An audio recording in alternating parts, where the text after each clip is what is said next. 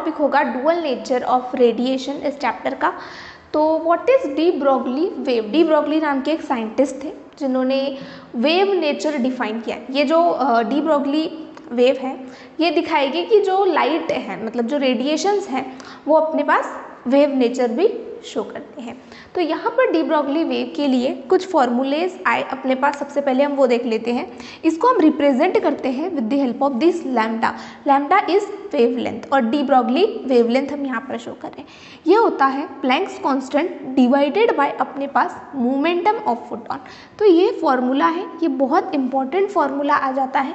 यहाँ से क्वेश्चंस आएंगे एज वेल एज न्यूमेरिकल भी आ सकते हैं या फिर यहाँ पर इस डायरेक्ट फॉर्मूला पर क्वेश्चन भी आ सकते हैं। इस फॉर्मूले से कई फॉर्मूले डिराइव होंगे। तो यहाँ पर ये P अपने पास क्या आ जाता है, मोमेंटम ऑफ जो लाइट में रेडिएशंस में फोटॉन है उनका मोमेंटम। अपने पास H तो पता है प्लैंक्स कांस्टेंट है। तो मोमेंटम होता क्या है अपने पास, ये जो मोमेंटम है किसकी मोमेंटम है, ये मोमेंटम अपने पास अपने फोटॉन की है। तो मोमेंटम क्या होगा, H divided by lambda. Momentum क्या होगा, H डिवाइडेड बाय लैम्डा। तो ये फॉर्मूला अपने पास आ जाता है। इसके बाद अपने ने क्या देखा, पहला फॉर्मूला देखा H डिवाइडेड बाय लैम्डा। देखो सबसे पहला फॉर्मूला अगर हम डी ब्रॉगली वेव को लिखते हैं किसके फॉर्म में, मोमेंटम के फॉर्म में अगर हम लिखते हैं, अगर हम किसके फॉर्म में लिखते हैं, मोमेंटम के फॉर्म में लिखते हैं H डिवाइडेड बाय P। अगर हम इसी डी ब्रॉगली वेव को, इसी जो डी ब्रॉगली वेव है इसको अगर हम काइनेटिक एनर्जी के फॉर्म में लिख दे तो अगर हम इसे काइनेटिक एनर्जी के फॉर्म में भी लिख सकते हैं तो H डिवाइडेड बाय यहाँ पर 2m काइनेटिक एनर्जी। इस फॉर्मूले पर डायरेक्ट क्वेश्चन आते हैं या फिर इस फॉर्मूले पर कॉन्सेप्चुअल क्वेश्चन आएंगे या फिर न्यूमेरिकल क्वेश्चन भी बनेंगे, डायरेक्ट भी बनेंगे। इसके बाद हम अगर हम ये जहाँ से जो रेडिएशन है जो फोटॉन्स आ रहे हैं अगर हम इसको एक्सेलरेट करा दे, एक्सेलरेटिंग क्या दे दे, पोटेंशियल दे दे, तब अपने पास क्या फॉर्मूला आता है, H divided bye 2m charge multiplied by accelerating potential. ये VA क्या है, एक्सेलरेटिंग पोटेंशियल है। ये आउट ऑफ द टॉपिक है अपने पास, ये आएगा अपने पास इलेक्ट्रोस्टैटिक्स वाले चैप्टर से रिलेटेड। अगर हम गैस मॉलिक्यूल की बात करें, अगर हम उस रेडिएशंस में गैस मॉलिक्यूल्स पर बात करें कि उनकी डी ब्रॉगली वेव क्या होगी, तो वहाँ पर आपको पता है ना 3 मॉलिक्यूल्स आते हैं। एक ट्रांजिशनल मोशन शो करता है, लॉन्गिट्यूडनल शो कर सकता है या फिर सर्कुलर शो कर सकता है। तो H डिवाइडेड बाय क्या आएगा, 3 मोशन शो करते हैं, 3 multiplied by mass Boltzmann constant multiplied by 3m kBT। This is Boltzmann constant. ये अपने पास हम KTG में पढ़ते हैं, काइनेटिक थ्योरी ऑफ गैसेस में करेंगे। तो सबसे पहले आपको डी ब्रॉगली वेव देखना है। ये एक साइंटिस्ट थे, इन्होंने वेव नेचर डिफाइन किया पर्टिकुलर आप में जो रेडिएशंस है फोटॉन्स है उनका। सबसे पहले डी ब्रॉगली वेव होता है H divided bye momentum. Momentum अपने पास क्या होता है, H बाय लैम्डा। अब इसी वाले फॉर्मूले को अपने पास मोमेंटम क्या होता था, मास मल्टीप्लाइड बाय वेलोसिटी। तो lambda is H divided by mv। इस तरीके से भी हम लिख सकते हैं।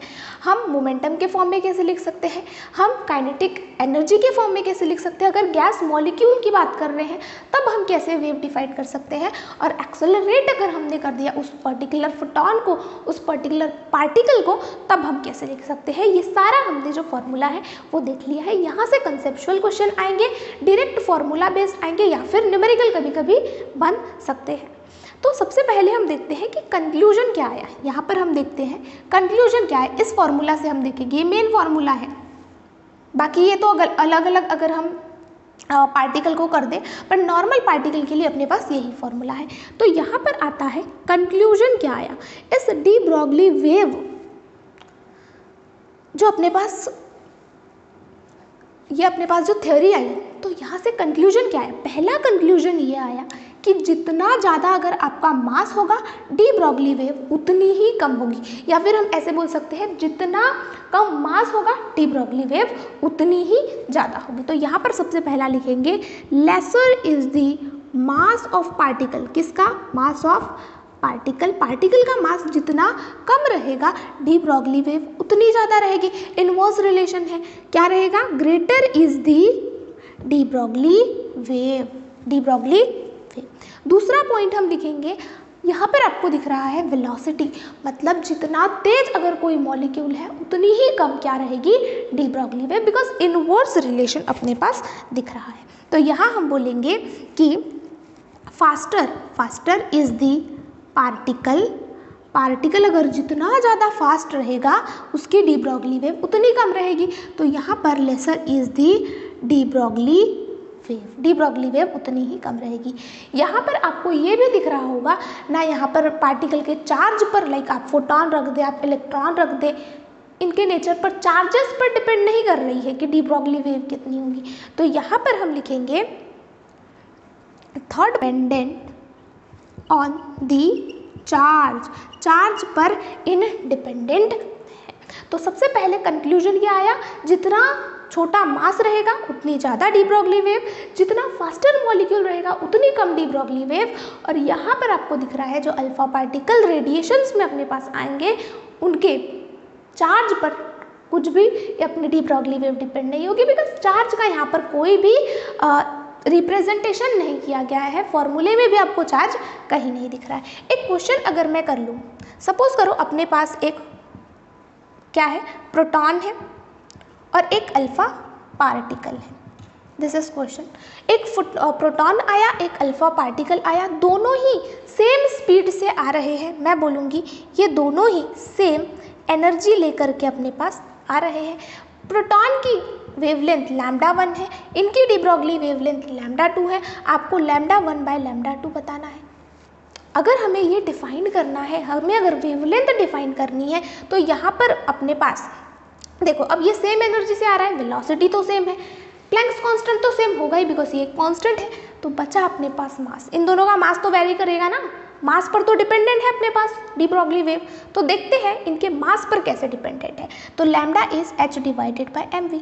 तो आपको दिख रहा होगा wavelength inversely proportional to mass है, तो यहाँ पर हमें m2 डिवाइडेड बाय m1 निकालना पड़ेगा, बिकॉज इनवर्स रिलेशन है मास और वेवलेंथ के बीच में। तो यहाँ पर हम लिखेंगे, तो यहाँ पर हम क्या लिख सकते हैं, सॉरी, अगर हम बात करते हैं ये मॉलिक्यूल जो है कुछ ना कुछ काइनेटिक एनर्जी लेकर के आ रहा है, तो h divided bye 2m of kinetic energy.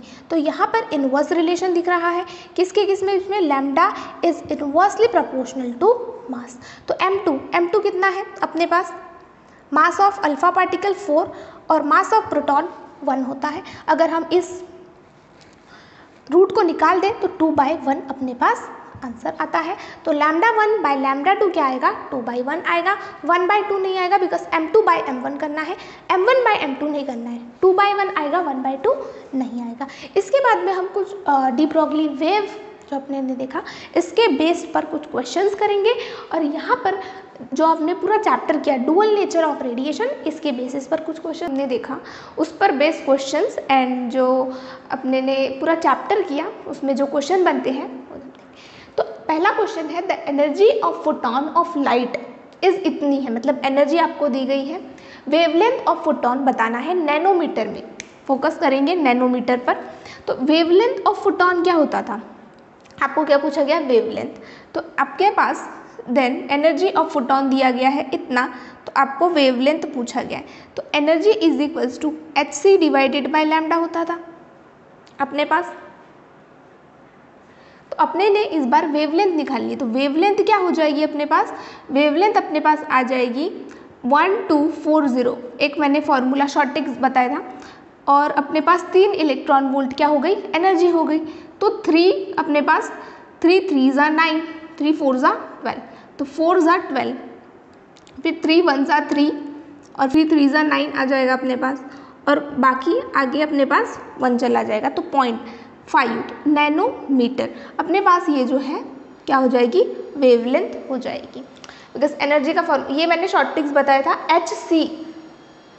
h अपने पास प्लैंक्स कांस्टेंट है जिसकी वैल्यू मैंने बताई थी, और c की भी वैल्यू बताई थी 3 × 10⁸ तो इनका जो समीशन मैंने बताया था पहले से मल्टीप्लाई करके बताया था ताकि आगे जो है प्रॉब्लम ना आए। नैनोमीटर में तो 1 0 कम लिखना है। सेकेंड क्वेश्चन है if kinetic energy of free electron double, अगर हम काइनेटिक एनर्जी को डबल कर दे then de Broglie wavelength change कैसे होगी। तो सबसे पहले हम लिखते हैं इस डी ब्रॉगली वेव को काइनेटिक एनर्जी के फॉर्म में, तो डी ब्रॉगली वेव को हम लिखेंगे in the form of kinetic energy 2m kinetic energy. तो हमने क्या किया, अगर हमने काइनेटिक एनर्जी को डबल कर दिया ओके, तो अपने पास डी ब्रॉगली वेव कैसे चेंज होगी, यही तो क्वेश्चन है। अपने पास कैसे चेंज होगी, तो चेंज होगी ना अपने पास 1/√2 से अपने पास चेंज होगी, बिकॉज अंडर रूट भी लगा है, तो ये अपने पास आंसर है।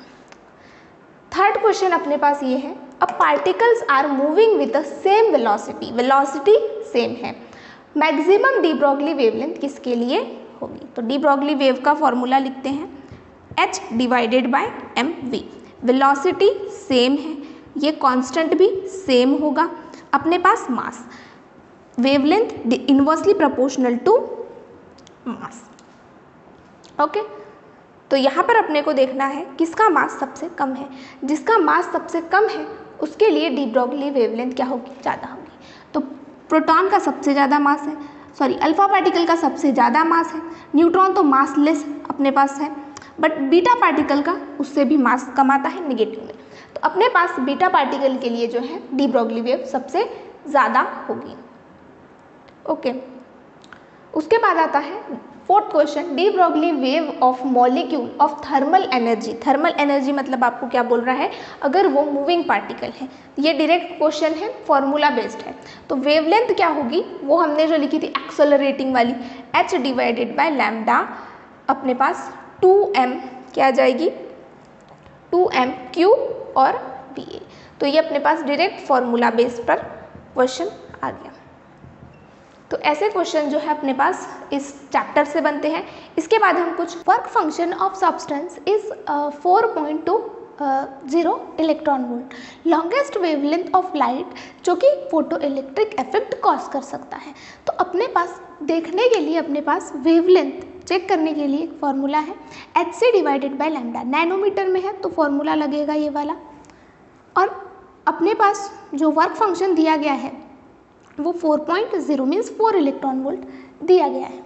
तो यहाँ पर हम सबको चेक करते हैं, अगर जिस किसी का आंसर अपने पास डिवीज़न करने के बाद अगर 4 आता है या फिर अपने पास 4 से कम आता है, लाइक क्योंकि वर्क फंक्शन इतना है, वर्क फंक्शन मीन्स हम बोल सकते हैं उस प्रोडक्ट की कीमत अगर 4 है तो अपने पास वही वाला 4 अपने पास कॉस्ट कर पाएगा जिसकी वैल्यू 4 से ज़्यादा आएगी, जिसकी वेवलेंथ की वैल्यू 4 से ज़्यादा आएगी। सबकी वेवलेंथ चेक करते हैं।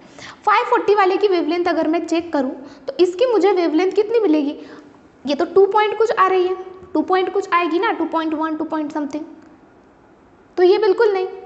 इसकी कितनी आ रही है, बहुत कम आ रही है, ये तो फोटो इलेक्ट्रिक इफेक्ट ही कॉज नहीं कर पाएगा। उसके बाद 400 वाला भी नहीं कर पाएगा बिकॉज उसमें कितना आएगा, वो भी 2.5 समथिंग आएगा।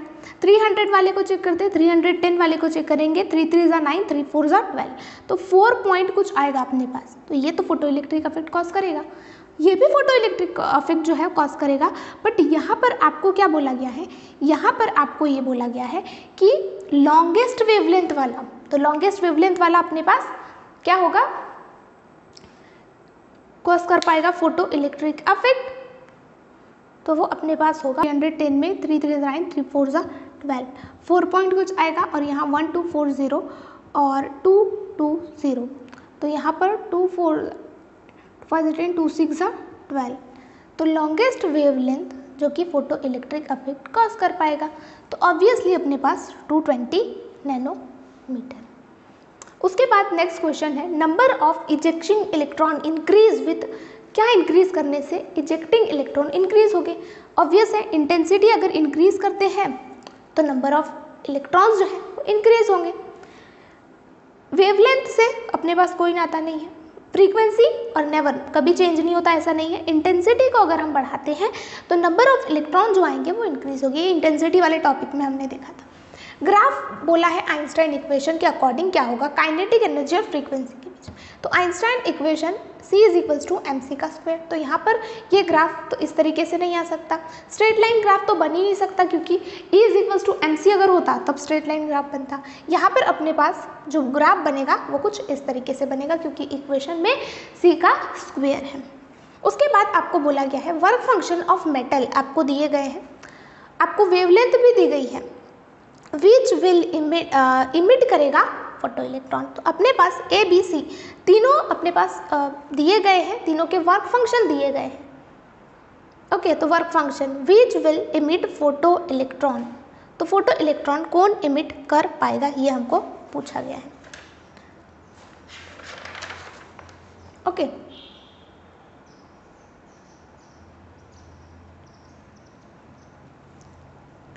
वेवलेंथ अगर इतनी दी गई है तो देखो अपने पास ये सबका ये है, तो 1240 नैनोमीटर में है, आपको नैनोमीटर में वेवलेंथ है। अपने पास वेवलेंथ एंगस्ट्रॉम में दिया गया, तो एक 0 एडिशनल लगाएंगे, 400। तो यहाँ पर 4 2 4 3 12, 3.1 समथिंग इलेक्ट्रॉन वोल्ट। तो ये अपने पास फ्रीक्वेंसी है। अपने पास 3 मेटल है A B C, एक की अपने पास इतने, अपने पास इस प्रोडक्ट की कीमत इतनी है, सपोज करो इसकी कीमत इतनी है और इसकी इतनी है। तो अगर मैं 3 रुपीज़ लेके जाऊंगी तो मैं किस किस प्रोडक्ट को खरीद पाऊंगी, मैं खरीद पाऊंगी अपने पास इस प्रोडक्ट को एज वेल एज इस प्रोडक्ट को मैं खरीद पाऊंगी, इस वाले को C वाले को मैं खरीद नहीं पाऊंगी। तो यहाँ पर यही बोला गया है कौन फोटो इलेक्ट्रॉन इमिट कर पाएगा, तो A एंड B। C वाला नहीं कर पाएगा बिकॉज इसका वर्क फंक्शन की वैल्यू ज़्यादा है और अपनी जो वेवलेंथ है इसकी वैल्यू कम है। तो यहाँ पर ये अपने पास